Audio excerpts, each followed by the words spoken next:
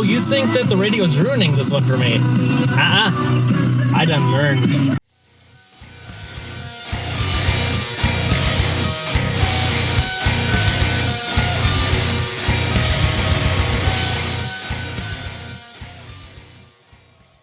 Hello everyone, welcome back to the channel. My name is Jake. This channel is called Jake of All Trades, and what better time to do a song called Automatic Sun on a very sunny, beautiful day. I should be spending time outside, but I'm inside recording a reaction video. Anyway, I'm doing Automatic Sun by The Warning today, and I'm getting to this one partially because being subscribed to their channel, they came out with a live version from live at the 2024 MTV EMAs. And so I want to do a compare and contrast between the studio version, that version, as well as the Jimmy Kimmel live, which was also suggested in the comments here. Speaking of which, I want to give a shout out to everybody who suggested this song before we get into it. We have Dale M9T, Dave Marks, Drago McDragonface, cool name, Edward R. Lyons, Harry Megaman DJ, Kansas Caymans, Mech Time, Old Man Any 1663, Oregon LT3, Rock Music 1959, Scott Deverscott, Timberwolf 762, and Titty Fatal. Anyway, so if I mispronounced any of those, I'm so sorry. Please correct me with like a little bit of a pronunciation in the comment. That way next time I get it right. So without any further ado, I'm going to start off with the studio version, which has live footage from the, I don't know how to pronounce this, Tecate Pal Norte Festival. That's my best attempt at that. Anyway, without any further ado, we're going to start with that, then the two live versions. Here we go. All right, here we go. Automatic Sun.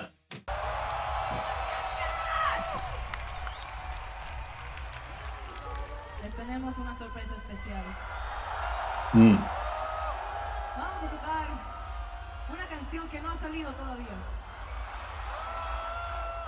Esta canción se llama Automatic Sun.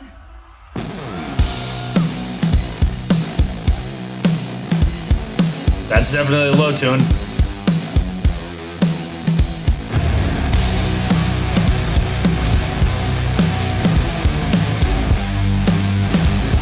That's a cool riff. Ooh.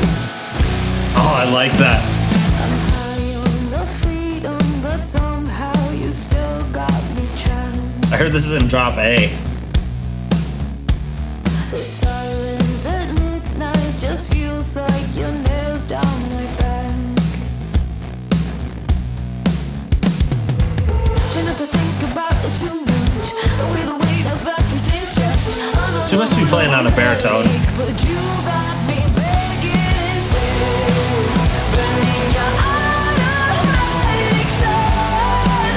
Ooh, Look what you're doing to me. I love this. You're like a automatic sun. Look what you're doing to me.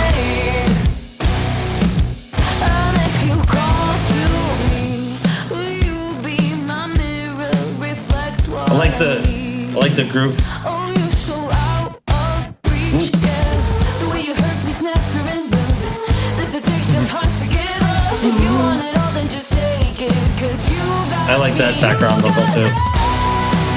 burning your automatic sun. Look what you're doing to me. I wonder what Automatic Sun refers to. Automatic sun. Look what you're doing to me. Ooh. Got a little bit of funk. Try not to think about it too much. The weight of everything's just an unavoidable headache. I have to look up the lyrics later. This addiction's hard to give up. If you want it all, then just take it. Slow build. Take it. Burning your automatic sun. Look what you're doing to me. Give me your psychosomatic heart. Look what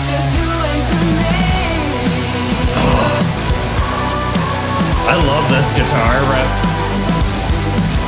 Look what you're doing.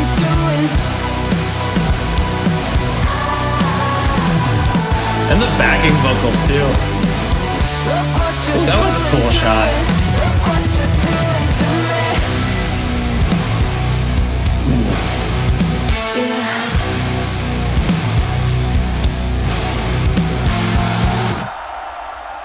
Oh. That was epic. Can't wait to hear the live version now. Like the real live version.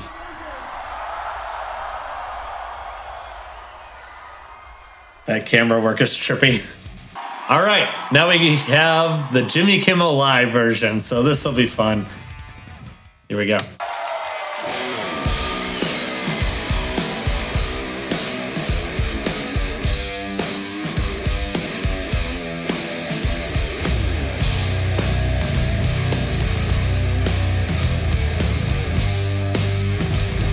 Alejandra's bass is a lot more thick in this, I think.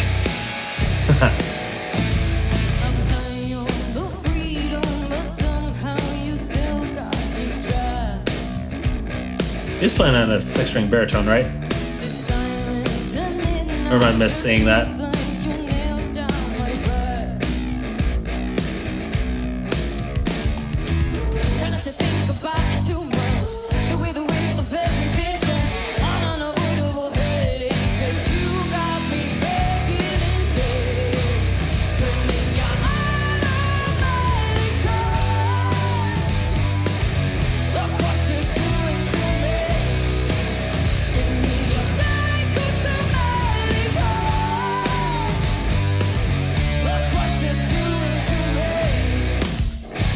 Just like those stares that she gives.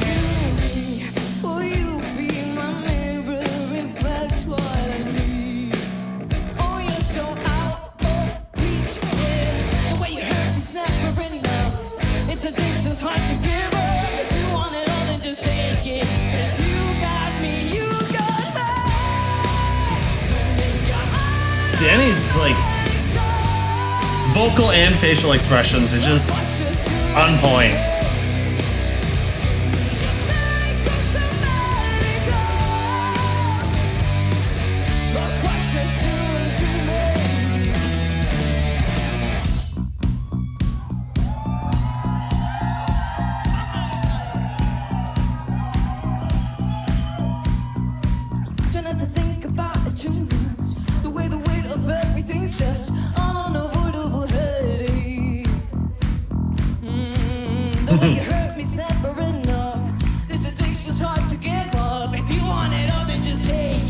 That grit there.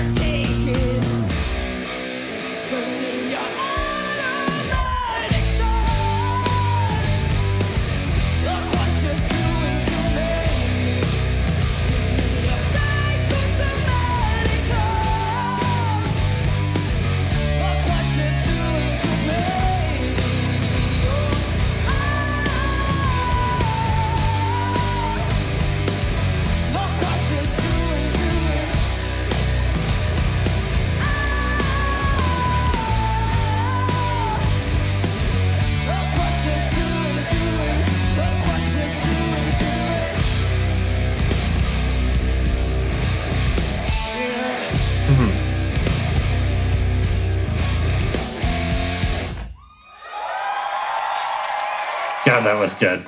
All right, so as usual, I went back through all 3 different versions that I checked out here, listened piece by piece to get as much as I could out of this. Couple quick thoughts about the track as a whole that I noticed that, you know, consistent about all things here. The guitar and the bass, drop A, love that. I love playing in drop A. That is a fun tuning for me. The chorus was super catchy. It's like, this is gonna be one of those things that really sticks in my brain. The automatic sun. I love that. It just works really well. Danny's expressions in all 3 versions, just she's super expressive. She's got the psycho bass at some points, and she's like just real wide-eyed and can get real aggressive and almost like stare into your soul at points. It's like, ooh, I love that.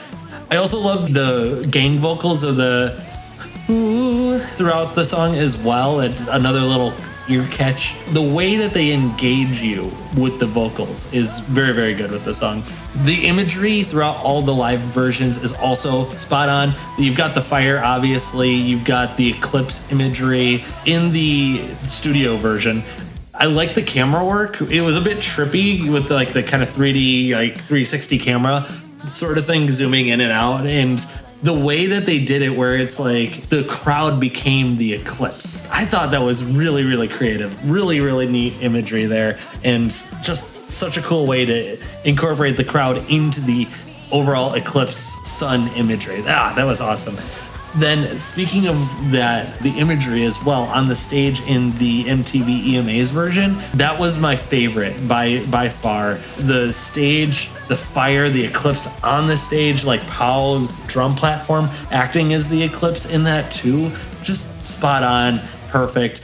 Obviously they have the eclipse imagery in the Jimmy Kimmel version as well, but it's more just in the background. But still, you know, he's kind of working with a semi-small stage there. Then I think one of the things I was noticing too is that Dani, I think she's playing on a baritone guitar, because like those things are solid in those low ranges, but I believe, if I was counting correctly, if I can do kindergarten math, there were six strings, 6 tuning pegs. So it looks like she was playing on a baritone. Some other basics to get out of the way here. The studio, I love being able to hear the double-tracked guitar on the studio version, having the guitar in both ears panned hard to either side, but it just fills out the sound a lot better. That was one of the things I didn't like so much in the Jimmy Kimmel version, is that the guitar seemed not as beefy, but it also brought out Alejandra's bass a lot more, exposed it a lot more, and made it more prominent. So I guess that's one of the pluses about that, but I just thought the live version at the EMAs was a lot better produced, and the guitar was much more full and a lot more blended together with Alejandra's bass playing. Then getting into the section by section, like the sections were mainly the same. There wasn't a lot of deviation throughout the song, except for in the bridge, where in the EMA's version, Dani is really engaging with the crowd very, very well. I love her engagement with them, how she's getting them riled up like, chop! She's such a good crowd engagement specialist, I guess, for lack of a better way to say it. And I'm really looking forward to seeing them live. They're coming to Summerfest on July 5th, and I'm going to be seeing them. And I think they're playing at like 10 p.m. I forgot on which stage, but I'm really excited to see them perform, because what I've seen so far has been incredible. Just some minor differences going throughout the song. In the verse, in the studio version, obviously you've got multi-tracked layers for Dani's vocals. You have like a drier layer, as well as like a more band limited affected layer as well. In the Jimmy Kimmel version, her vocals are much drier. It's very clear it's just her. There's not a lot of effects on her voice. But in the MTV version, one of the things that I noticed that was a kind of a stark contrast was that her vocals were more front and center, like in your face. And that was something I really enjoyed, especially with like the way it started. Her face was like right up in the camera. So that was one of the things I noticed vocally that was different. In the bridge, one thing that I noticed, maybe just a little bit of a timing thing, it sounded like in the MTV EMAs version that Alejandra and Pau were maybe just a little bit out of sync at the start, but then they started getting back into the pocket and getting into the groove together. But it was hardly noticeable, but it just seemed a little bit out of sync. But they got back into it. And I think that was one of the things that they did better in the Jimmy Kimmel version, is that they were much tighter and much more on point with each other in the bridge section. I thought that bridge section, by the way, with the kind of like a little bit more of a funky nature to it, was like a nice little change up from the rest of the song. It was unexpected. I expected, drop A to this be just heavy all the way through. And you had like this kind of later section where it's just like a little bit like kind of getting into the groove a little bit. One of the other things too that I really enjoyed at the end was the breakdown, the quasi breakdown to just end it. It was like, okay, what it lacked in the traditional bridge breakdown, it tacked on to the end and just like had like this satisfying ending. So I really enjoyed this song. There's probably a million things I missed, so if you notice something that I missed, drop it in a comment, let me know. I always love learning more about these songs and more about the background and just everything about it. So I'm really glad to have experienced this. If you like this video, leave a like on it, subscribe to the channel, and turn on the notifications so that you don't miss anything. And if you have other suggestions for The Warning or other bands you'd like me to check out, drop it in a comment. I'll give you a shout out whenever I do those videos, like I did to the people at the beginning of this video. And thank you, Jonas S., for supporting me on Patreon. I really, really appreciate it. That's it for this video. Enjoy the rest of your day. God bless you, and rock on.